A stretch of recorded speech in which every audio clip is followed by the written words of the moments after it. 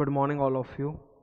मैं कुछ दिनों से इस बारे में सोच रहा था कि तुम लोगों के साथ ये इन्फॉर्मेशन और डिस्कशन शेयर करूंगा। आज फाइनली मुझे मौका मिला है और मैं बहुत अच्छे से इसको डिस्कस करने जा रहा हूँ, एक एक चीज़ समझाऊंगा। सीए इंटर के बाद जैसे ही जब स्टूडेंट लोग क्वालिफाई कर लेते हैं और उनको दिखता है कि अब तो 3 साल बाद मेरा या 2.5 साल बाद मेरा फाइनल एग्ज़ाम होगा, तो वो लोग एकदम लॉस्ट हो जाते हैं। उनको एक प्रॉपर पाथ नहीं दिखता कि कैसे प्रोसीड करना है। आर्टिकलशिप पर ज़्यादा एफर्ट देना चाहिए या पढ़ाई को भी मैनेज करना चाहिए। तो मैं इस डिस्कशन द्वारा पूरा तुम्हारे साथ शेयर करूँगा how you have to proceed, पूरा इंटर से फाइनल तक की जर्नी। ओके, पहले एक बार राइटअप्स वगैरह पे आते हैं, फिर ये ग्राफ को देखेंगे। ठीक है, स्टेप बाय स्टेप मैंने पूरा डिस्कस किया है तुम्हारे साथ। ओके, नोट्स मैं लिंक में डाल दूंगा नीचे। अब इधर देखो, बैलेंस सबसे इंपॉर्टेंट चीज़ होती है। You have to balance your work experience with your studies. सिर्फ वर्क एक्सपीरियंस तो बहुत ज़रूरी है, इसमें कोई डाउट ही नहीं है, because you should be ready for the world.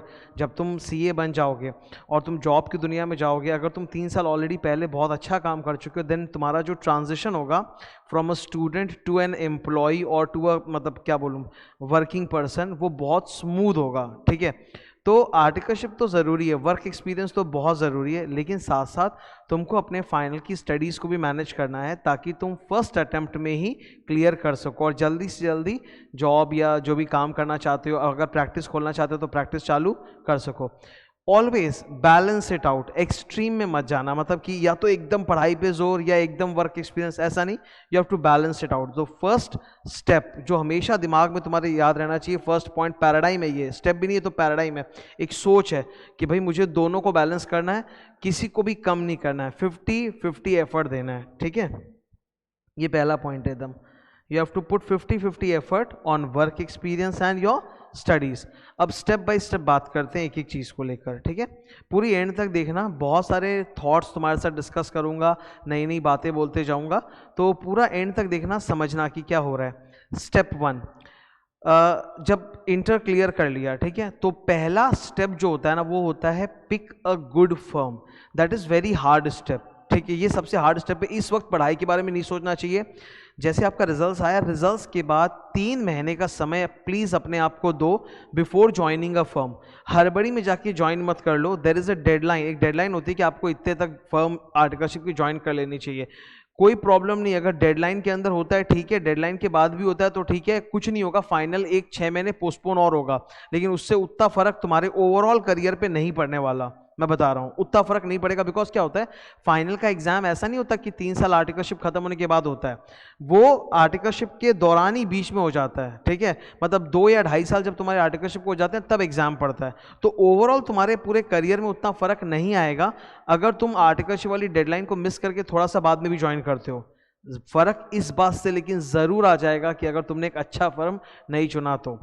Firm का नाम जो होता है ना, मतलब कितना फेमस फर्म है, वो बहुत मैटर करता है। जैसे मैं एक एग्जांपल देता हूँ, किसी बंदे का अगर रैंक 1 आ जाए, अब वो कितनी भी उल्ल जलुल बातें करे, बकवास करे, बेवकूफ़ाना मतलब बेवकूफ़ तरह के मतलब एडवाइसेस दे, कुछ भी दे, पर हर वक्त उसके पास एक रैंक 1 और लोग यही भरोसा करेंगे, अरे अगर ये अपनी बेवकूफ़ एडवाइस को फॉलो करके रैंक 1 लाया है तो हम लोग भी ला सकते हैं। तुम समझ रहे हो, ऐसा होता है। लोग नाम के पीछे जाते हैं कि रैंक 1 क्या है, या काम कहाँ पे किया, या कौन से कॉलेज में पढ़ा। ठीक है, वो टैग ना हमेशा तुम्हारे साथ लगा हुआ रहता है। तो that tag is very important. वो टैग बहुत इंपॉर्टेंट है, इसीलिए तुम किस फर्म में 3 साल तक काम कर रहे हो, उस फर्म का जो ब्रांड नेम है वो बहुत बहुत मैटर करता है। जब तुम 3 साल बाद जॉब के इंटरव्यू के लिए जाओगे, तो तुम कितना भी कोशिश कर लो उनको अपना वर्क एक्सपीरियंस समझाने का कि मैंने 3 साल में ये काम किया, वो काम किया, अल्टीमेटली वो फर्म का नाम देखता है। अगर आपकी फर्म बहुत फेमस है तो जो आपका इंटरव्यूअर होगा जॉब का, वो फर्म के नाम से समझ जाए कि हाँ ठीक है, अच्छा काम किया, भले ही तुमने वहाँ पे कैसा भी काम किया, कोई फर्क नहीं पड़ता।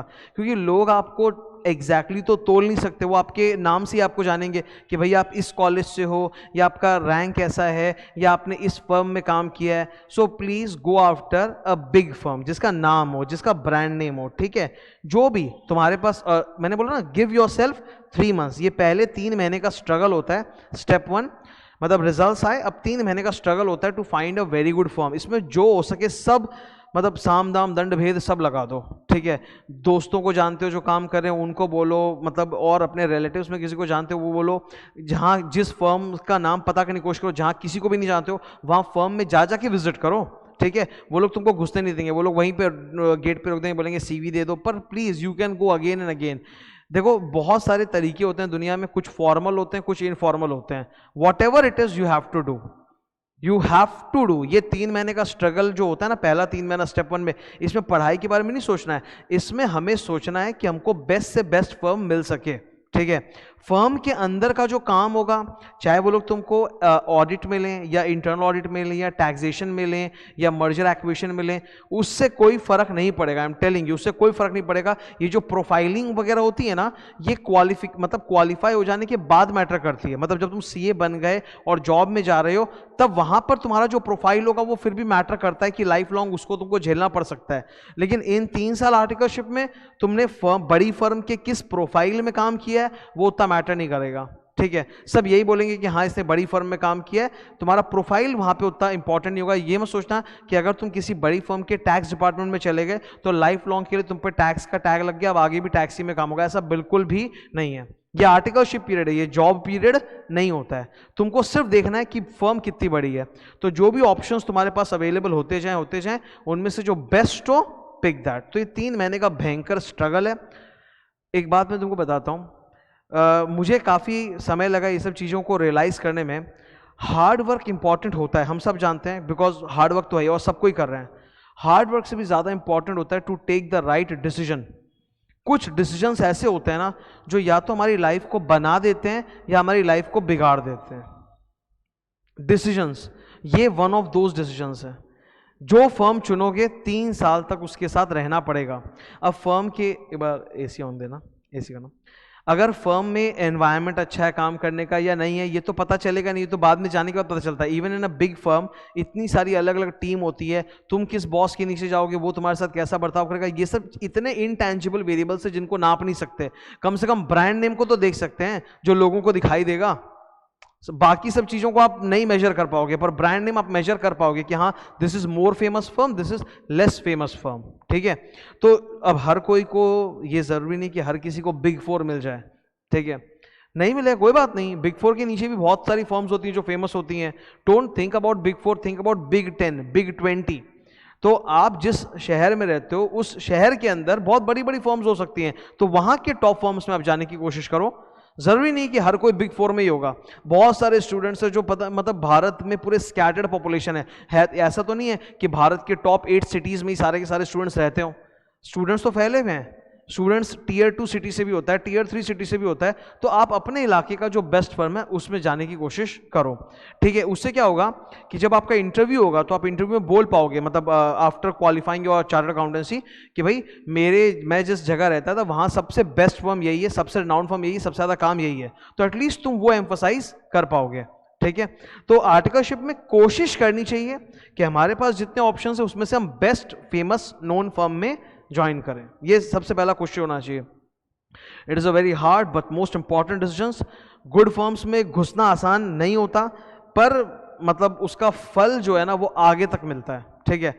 आज जैसे मैं सीए बनने के बाद मैं केपीएमजी में काम किया था, तो आज तक मैं उसको यूज करता हूँ, आज तक मैं उस नाम को दिखाता हूँ कि I worked in a big 4 firm, ठीक है। रैंक आया तो मैं बताता हूँ कि मेरा रैंक्स आया है। तो ये सब चीजें ना स्टिक कर जाती हैं लोगों के साथ, ठीक है। कोशिश यही करनी चाहिए तुमको। First 3 months after results. अब अगला पड़ाव, ग्राफ का ये वाला पोर्शन आप देख रहे हो, ये इंटर। तो आपने ये तो क्लियर कर लिया, 3 महीने की स्ट्रगल के बाद आपने आर्टिकलशिप ढूंढ लिया, आप ज्वाइन कर रहे हो। अब जो पहला 30 डेज होता है ना आर्टिकलशिप का, मतलब you have joined your articleship, अब पहला ये 30 डेज होता है, दिस इज एडजस्टमेंट पीरियड। ये देखो कितना शार्प प्राइस होगा। From an inter student you will become a final student. ये जो ट्रांजिशन है ये बहुत स्टीप होता है, ठीक है। इंटर के जो स्टूडेंट्स होते हैं वो मतलब 12 से थोड़े से औकात में ज़्यादा होते हैं, जबकि फाइनल का स्टूडेंट एक अलग, मतलब वो ऑलमोस्ट लाइक एक परफेक्ट वर्किंग पर्सन बनने जा रहा है। मतलब from a boy to a man, from a girl to a lady, वैसा ट्रांजिशन होता है। तो 30 डेज का तुमको एडजस्टमेंट पीरियड है। इसमें क्या क्या करना है वो मैं बताता हूँ। Step number 2, first 30 days of articleship period, इसको मैं बोलता हूँ एडजस्टमेंट पीरियड। पहला 30 दिन, तुमने आज तक कभी कहीं किसी कंपनी में जाके या किसी ऑर्गेनाइजेशन में जाके वर्क नहीं किया प्रॉपरली सुबह से लेकर रात तक, जो होता है ना 8 घंटे या 9 घंटे जाके जॉब करना, वो तुमने कभी नहीं किया है। अब पहली बार लाइफ में तुम कर रहे हो, बहुत छोटे छोटे प्रॉब्लम्स आएंगे, जैसे टिफिन अपने साथ कैरी करना, लैपटॉप बैग कैरी करना, अपना एक डिसिप्लिन लाइफ मेंटेन करना, पढ़ाई तो घर में आके करनी, पर वो बात की बात है। पहले 30 दिन तक पढ़ाई पे एम्फसाइज मत करना, focus on creating an impression in the firm. पहले 30 दिन के अंदर ही आप फर्म के सारे लोगों के साथ सोशलाइज करोगे। फर्म में जो लोग काम कर रहे हैं, कुछ लोग ऐसे होंगे जो 5-5, 6-6 साल से काम कर रहे हैं, कुछ आर्टिकलशिप के बाद भी वहीं पे कंटिन्यू कर रहे हैं, कोई ऐसा बंदा भी होगा जो वहीं पे आर्टिकलशिप करते करते पार्टनर बन गया है फर्म के अंदर। तो फर्म के अंदर तुमको हंड्रेड्स ऑफ डिफरेंट टाइप की पर्सनैलिटीज मिलेंगी, ठीक है। और पहला 30 डेज में हम लोग का उन सबके साथ इंटरेक्शन होता है, और उस इंटरेक्शन के बेसिस में they form an impression about us, कि हम कितने स्मार्ट हैं या हम कितने नॉट स्मार्ट हैं, वो उसी वक्त इंप्रेशन क्रिएट होता है। तो पहले 30 डेज में you have to be very sharp, very smart, एकदम बढ़िया से बढ़िया फॉर्मल ड्रेस पहनने की कोशिश करो, look sharp, think smart, talk smart, ठीक है। मतलब वहां पे जो फर्म में पहले 30 दिन जाते हो तो ऐसा ये मत सोचो कि वहां जो भी बंदा तुमको दिख रहा है वो सब तुम्हारे ट्यूशन टीचर्स हैं, हाँ जी सर जी भैया जी, नहीं, they are not your tuition teachers, they are working persons. वो अपने फायदे के लिए वहां काम कर रहे हैं, तुमको आगे पुश करने के लिए नहीं कर रहे। They are not your teachers or your mentors at that point of time, okay, कि तुम उनके सामने रिस्पेक्ट करोगे, बाउ डाउन करोगे और वो तुमको बोलेगा तथास्तु और तुमको पूरा रास्ता बताएगा आगे कैसे करना है। That doesn't happen. Be very careful, be very careful. जब आप किसी भी ऑर्गेनाइजेशन में जाते हो काम करने के लिए, हर इंसान पहले से वहां काम कर रहा है, वो सेट है, ठीक है। अब तुमको स्मार्ट होना है, ज्यादा ट्रस्ट नहीं करना है, मतलब सबके साथ एक कॉर्डियल रिलेशन रखते वक्त अपना एक प्रॉपर इंप्रेशन क्रिएट करना है, ठीक है। ज्यादा मतलब वो मत हो जाना कि मतलब चिपक गए, भैया दीदी बन गए सबके सब, वो अभी नहीं, वो बाद में होगा, वो अभी नहीं। पहले तुम अपना एक कॉर्डियल बॉन्डिंग क्रिएट करो सबके साथ, ठीक है। सो फर्स्ट 30 डेज ये सबसे इंपॉर्टेंट है, इसको अपने कहते हैं एडजस्टमेंट पीरियड। इसमें पढ़ाई मत सोचो, सिर्फ ये कोशिश करो कि फर्म का हिस्सा कैसे बने, एक रेगुलर बंदा कैसे बन जाए फर्म के अंदर, ठीक है। अपने काम को एंजॉय करने की कोशिश करो, वहां पे जो भी काम मिले, जैसा भी काम मिले उसको एंजॉय करो, तब तुमको अच्छा लगने लगेगा, you will start getting comfortable. जब पहली बार जीवन में स्कूल गए थे तो एक बार शुरू में अनकंफर्टेबल लगा था, पर बाद में फिर रेगुलर हो गए थे, ठीक है। पर स्कूल में और यहाँ फर्क है, जब पहली बार स्कूल गए थे ना तो तुम जिस क्लास में बैठे थे वहाँ सारे बच्चे तुम्हारे जैसे थे, यहाँ पर वैसा नहीं है, ठीक है। यहाँ पर जब तुम एक फर्म में घुस रहे हो तो वहाँ पे अलग अलग लेवल के लोग हैं, तुमसे बड़े, तुम्हारे बराबर के कुछ होंगे। तो यहाँ पर मतलब स्कूल वाला माहौल नहीं है, एडजस्टमेंट में टाइम लगेगा। It is like a new bride, एक नई दुल्हन जब अपने ससुराल जाती है रहने के लिए तो उसको एडजस्टमेंट में टाइम लगता है, गेट कंफर्टेबल, ताकि वो उसका नया घर बन सके।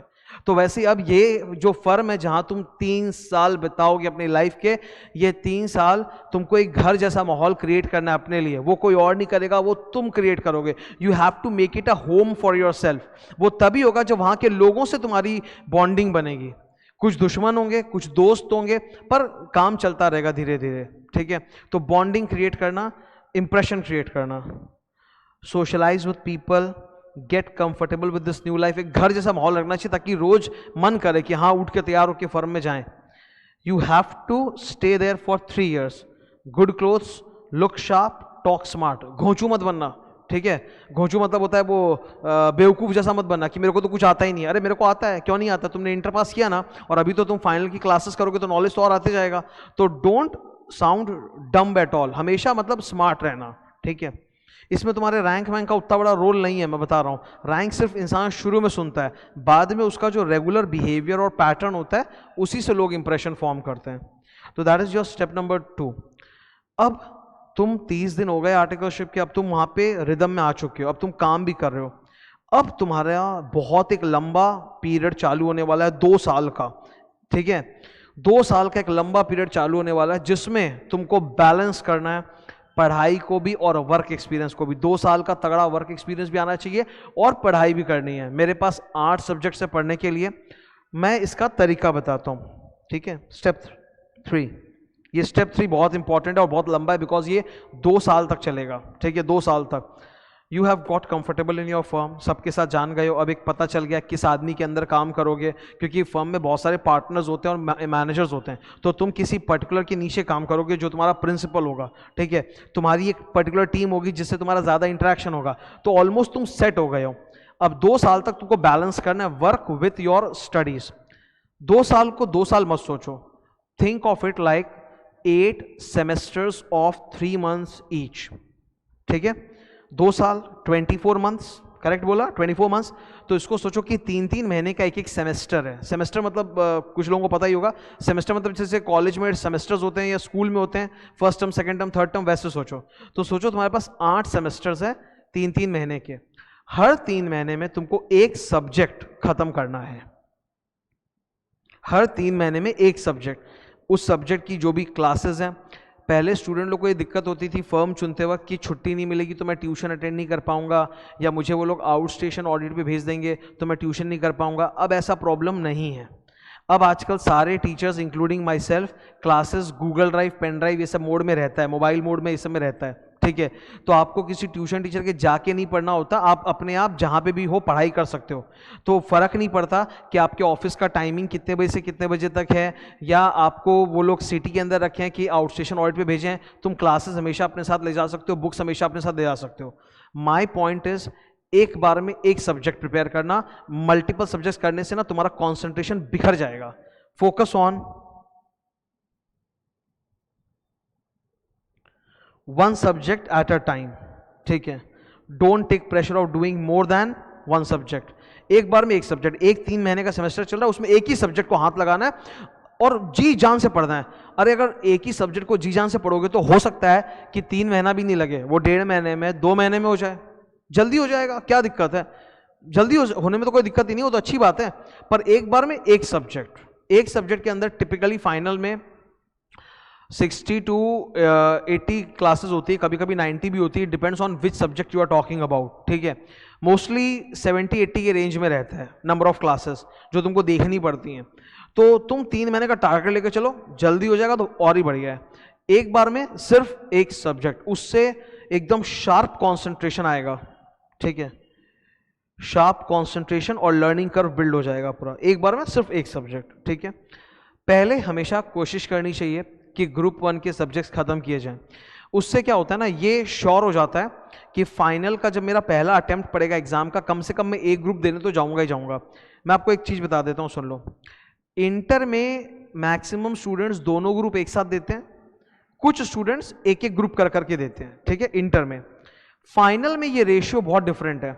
फाइनल में कम स्टूडेंट्स होते हैं जो एक साथ दोनों ग्रुप देते हैं, मैक्सिमम स्टूडेंट्स का वो एक ग्रुप हो गया, एक ग्रुप नहीं हुआ, एक ग्रुप हो गया, एक ग्रुप नहीं हो गया, वो साइकिल चलते रहता है, ठीक है।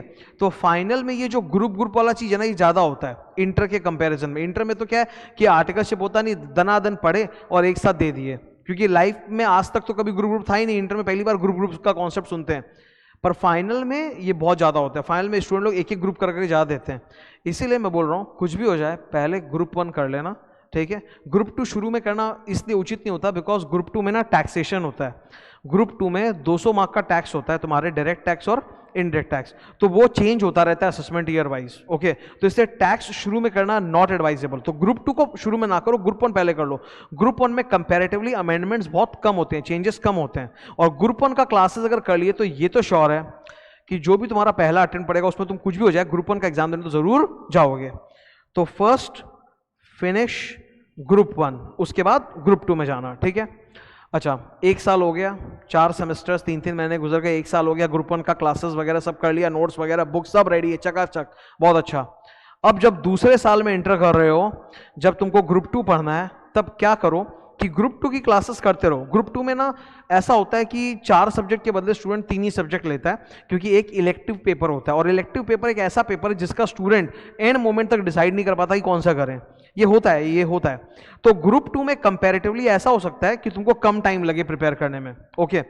तो अब जब ग्रुप 2 पढ़ रहे हो तो मेक इट अ हैबिट कि जिस जिस दिन छुट्टी मिले, संडे या कोई हॉलीडे पड़ गया, उस दिन ग्रुप 1 का रिवीजन करना चालू कर दो, ठीक है। तो when you start your group 2 classes, उस दौरान जो भी हॉलीडेज वगैरह पड़े उसमें ग्रुप 1 का जो तुमने पढ़ लिया ना पहले 1 साल में, वो रिवीजन करना स्टार्ट कर दो, ठीक है। तुमको जैसे जैसे तुम्हारा स्टडी प्लान बढ़ेगा तुमको रिविजन्स पे और ज़्यादा फोकस करना पड़ेगा। Always have a strong plan for all 8 subjects. जब तक ये बैलेंस आउट नहीं करोगे ना सीए नहीं बन पाओगे, बिकॉज एक एक सब्जेक्ट ऐसा मतलब क्या बोलते हैं वो नासूर बन जाता है ना जो लटका देता है एग्जाम में। तो हर सब्जेक्ट पे फोकस करो, ठीक है। मैं ग्रुप 1 की बात करूं तो ग्रुप 1 में एक सब्जेक्ट है जो लटका देता है, ऑडिट। तो ऑडिट तो जितना हो सके उतना बार बार पढ़ना चाहिए। और आर्टिकलशिप में जो हम ऑडिट करते हैं और एग्जाम में जो देते हैं उसमें बहुत डिफरेंस होता है। वहाँ उतना मतलब रिलेशन या फ़ायदा नहीं मिल पाता। राइटिंग स्किल पे बात आ जाती है पूरी की पूरी, ठीक है। नॉलेज है पर लिखना नहीं आता है। तो अब ये ग्राफ पे आओ, ये रहा मेरे सामने ग्राफ, ठीक है। ये ग्राफ को देखो, लुक एट दिस ग्राफ। 2 साल का पीरियड, 8 सेमेस्टर्स ऑफ 3 मंथ्स। पहले आपको ये ग्रुप 1 के सब्जेक्ट्स करने हैं 4, अकाउंट्स, एसएफएम, ऑडिट, लॉ, ये ग्रुप 1 है। ग्रुप 1 में अमेंडमेंट्स का सीन क्या है वो मैं बता देता हूँ। अकाउंट्स में अमेंडमेंट्स कम होते हैं। कहाँ होते हैं? इंड एएस वाले पोर्शन में होते हैं। अकाउंटिंग स्टैंडर्ड को फाइनल में इंड एएस पढ़ाया जाता है, एएस नहीं होता, इंड एएस होता है। तो अकाउंट्स में जो चेंज आएगा वो इंड एएस में आएगा, वो भी बहुत कम चेंज आएगा। तो अकाउंट्स का ट्यूशन तुम शुरू में कर सकते हो, कोई दिक्कत नहीं, बल्कि उससे तुमको फायदा होगा आर्टिकलशिप में, क्योंकि आर्टिकलशिप में जाओगे तो कंपनियों के रियल अकाउंट्स तुम्हारे आंख के सामने आने चालू होंगे। वहां पे सारा झमेला इंड एएस का ही होता है, ठीक है, जो तुमने इंटर में सीखा नहीं है। तो अगर अकाउंट्स करते हो तो it's very nice. Second, SFM. SFM जो इंटर में एफएम पेपर होता है उसी का एकदम हायर वर्जन आ जाता है एसएफएम पेपर। इसमें अमेंडमेंट्स एकदम 0 के बराबर होते हैं, तो इसको तुम कर सकते हो। ये आगे तुम्हारे जाके कोई चेंज होकर डिस्टर्ब नहीं करने वाला है, ओके। देन आता है audit paper and law paper. मैं सब्जेक्ट वाइज दिखाऊं, जैसे होता है ना पेपर 1 2 3 4 ऐसे ही है, ठीक है। तो ऑडिट में भी चेंजेस बहुत कम होते हैं। लॉ में थोड़े ज्यादा चेंजेस होते हैं, बट मतलब कोप कर सकते हैं, उसके साथ उतना दिक्कत नहीं होता। अगर ऑडिट लॉ तुम कर भी लेते हो तो उसमें जो अमेंडमेंट्स या चेंजेस है वो इतने विकराल नहीं होंगे कि तुम संभाल नहीं पाओगे, वो आराम से एडजस्ट हो जाएगा, ठीक है। क्योंकि इवन अगर हम लॉ की बात करें तो लॉ में असेसमेंट ईयर बोल के कुछ नहीं होता कि असेसमेंट ईयर चेंज हो गया तो सब कुछ चेंज हो जाएगा, ठीक है। तो अमेंडमेंट्स होते हैं, बहुत अच्छी बात है, पर कम होते हैं, बहुत हैवी अमेंडमेंट्स नहीं है। Next we go to group 2 वाला पोर्शन। ग्रुप 2 वाले पोर्शन में थोड़ा मैंने पेपर वाइज अलग अलग नहीं करा है। ग्रुप 2 में पहले कॉस्ट कर लेना चाहिए, क्योंकि कॉस्ट में चेंजेस नहीं होते हैं, ठीक है। तो जो तुमने इंटर में 100 मार्क का कॉस्ट पढ़ा वही एकदम विकराल रूप में आएगा फाइनल में कॉस्ट में। तो इसमें अमेंडमेंट्स ना के बराबर होते हैं, जस्ट लाइक एसएफएम। तो पहले कॉस्ट कर लो, उसके बाद इलेक्टिव को लास्ट के लिए रखो। इलेक्टिव पेपर ऐसा है ना, मैं बता रहा हूँ, तुम एंड मोमेंट तक डिसाइड नहीं कर पाओगे कि तुमको इलेक्टिव पेपर में कौन सा पेपर करना है। उसमें मैंने एक सेपरेट वीडियो बनाया अलग से, अभी उसकी चर्चा नहीं करूंगा, बट एंड मोमेंट तक डिसाइड नहीं कर पाओगे। तो लेट इट बी, उसको लास्ट के लिए छोड़ो। सर कॉस्ट कर लिया आपने, अब आप प्लीज 200 मार्क के टैक्स पे फोकस करो। Income tax, GST, direct tax, indirect tax, अब आप उस पे फोकस करो। वो 200 मार्क का टैक्स एकदम जबरदस्त तरीके से करो, बिकॉज वो रेलेवेंट रहेगा तुम्हारे एग्जाम के लिए। नेक्स्ट आता है इलेक्टिव पेपर। इलेक्टिव पेपर में मेरा जो एडवाइस है स्टूडेंट को, वो तुम सोच समझ के लास्ट मोमेंट के लिए छोड़ दो। अभी करने से फायदा नहीं, तुम्हारा डिसीजन बाद में चेंज हो जाएगा, क्योंकि हर 6 महीने में ना ट्रेंड बदलता है। एक 6 महीने में ये वाला इलेक्टिव पेपर का रिजल्ट अच्छा आ गया तो सब वही लेने लग जाते हैं। अगले 6 महीने में कोई दूसरा इलेक्टिव पेपर में रिजल्ट अच्छा आता है, सुनते हैं सब जगह की बातें, तो फिर डिसीजन बदल जाता है। तो इसमें तो तुम्हारा डिसीजन इतना बदलेगा कोई हिसाब नहीं है। तो इसको लास्ट के लिए छोड़ना, लास्ट में जब जाओगे तो अपने आप ही एक डिसीजन हो जाएगा, तब वो अच्छे से पढ़ाई कर लेना, जैसे भी पढ़ाई करना है। उसमें चाहे ट्यूशंस देना चाहे बिना ट्यूशंस दिए वो कर सकते हो, ठीक है। उसको लास्ट के लिए छोड़ो। तो दिस इज योर 8 सब्जेक्ट्स 2 साल तक। अब उसके बाद अपना स्टेप 4 आता है रिविजन, ठीक है। 3 महीने रिवीजन के लिए चाहिए होते हैं। आर्टिकलशिप में भी ये नियम होता है कि जो फाइनल का तुम्हारा पहला एग्जाम पड़ेगा उसके 3 महीने पहले तुमको छुट्टी मिल जाएगी, ठीक है। तो 3 महीने का ये जो छुट्टी वाला पीरियड है इसमें जम के रिवीजन करना है। अब यहाँ पर जो रिवीजन प्लान है, that is my step number 4, that depends a lot कि तुम एग्जाम में कितना ग्रुप दे रहे हो, एक ग्रुप दे रहे हो कि दोनों ग्रुप दे रहे हो। उसके हिसाब से तुम्हारा रिवीजन प्लान 3 मंथ्स में काफ़ी अफेक्टेड होता है, ठीक है। स्टेप नंबर 4, 3 मंथ्स रिवीजन, ठीक है। ये डिपेंड करता है कि भाई हम कौन सा ग्रुप लेंगे, कौन सा ग्रुप पहले अपीयर करेंगे। ये डिसीजन भी ना शुरू में नहीं होता, मैं बताता हूँ, ये एंड में होता है।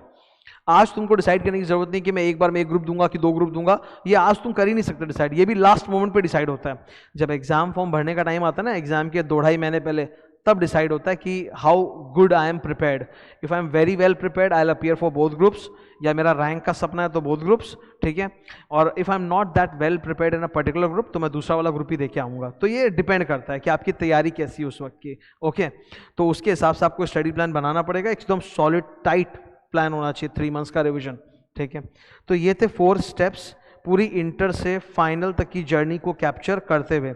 मैं समरी में 2 मिनट बोल देता हूँ। सबसे पहले आपको बैलेंस करना है 50-50, वर्क एक्सपीरियंस भी ज़रूरी है, स्टडीज़ भी ज़रूरी है, दोनों ज़रूरी है। इससे कोई फ़र्क नहीं पड़ता कि आपका सपना बाद में जाके जॉब करना है या अपनी फर्म खोलना है, पास तो करना पड़ेगा ना सर। तो दोनों को आपको बैलेंस करके चलना है। स्टेप नंबर 1 होता है पहले रिजल्ट्स आने के बाद पहले 3 महीने तक कुछ पढ़ाई मत सोचो, सिर्फ सोचो बेस्ट से बेस्ट सीए फर्म जो तुम्हारे इलाके में है, जहाँ जिसको जानते हैं लोग, फेमस है, उसमें ज्वाइन करने की कोशिश करो। कुछ भी करके ज्वाइन कर लिया आर्टिकलशिप, अब पहले 30 दिन तक वो एडजस्टमेंट पीरियड होता है, एक नई दुल्हन की तरह एडजस्टमेंट पीरियड बहुत इंपॉर्टेंट है। You are going to create impression, you are going to interact with everyone in the firm. वो लोग उसी वक्त तुम्हारे बारे में इंप्रेशन बनाते हैं और वो इंप्रेशन 3 साल तक चलेगा, ठीक है, कि तुम स्मार्ट हो कि डम्ब हो कि क्या हो। तो एकदम अपने आप को प्रेजेंट अच्छे से करो, वेयर गुड क्लोथ्स। एक बार का इन्वेस्टमेंट है, कोई बार बार इन्वेस्टमेंट नहीं होता। एक बार जब लोग आपके बारे में इंप्रेशन बना लेते हैं ना, तब कोई फर्क ही नहीं पड़ता। तब फिर आप जैसा भी जो भी पहनो कोई फर्क नहीं पड़ने वाला। पर शुरू में इंप्रेशन टाइट करो, स्मार्ट बनो पहले 30 दिन के लिए। अब सबके साथ एडजस्टमेंट चालू हो गया, अब काम भी करेंगे और पढ़ाई भी करेंगे। तो 2 साल के पीरियड को 8 हिस्सों में तोड़ दिया, 3-3 महीने का 8 सेमेस्टर्स। हर एक तिमाही के अंदर, एक क्वार्टर के अंदर हमको एक सब्जेक्ट पूरा खत्म करना है। सिर्फ एक बार में एक सब्जेक्ट पढ़ना है। वो उससे कंसंट्रेशन आएगा, शार्पनेस आएगा, और एक फायदा होगा। हो सकता है कि तुमको 3 महीने लगे ही नहीं, तुम 2 महीने में खत्म कर दो, ठीक है। फिर जब ये पूरा पोर्शन अपना खत्म हो जाता है, तब लास्ट में 3 मंथ्स रिवीजन करना। उसका एक टाइट प्लान है, वो मैं बाद में कहीं बता दूंगा। वो डिपेंड करता है कि आप एक ग्रुप दोगे कि दोनों ग्रुप, पर वो आज फैसला नहीं होता, बाद में होता है। 2 फैसले ऐसे होते हैं जो अभी नहीं होते, जो लास्ट में होते हैं। कौन सा वाला इलेक्टिव पेपर मुझे देना चाहिए, और मुझे एग्जाम में अपने पहले अटेम्प्ट में एक ग्रुप देना है कि 2 ग्रुप देना है, ठीक है। तो ये तुम लोग के साथ मैंने शेयर किया discussion. I hope it is very useful to you. Decision बहुत मायने रखता है। एक बार गलत डिसीजन हो जाएगा ना, उसका फल भोगते रहना पड़ेगा। तो प्लीज़ सोच समझ के डिसीजन लेना। Thank you, best wishes.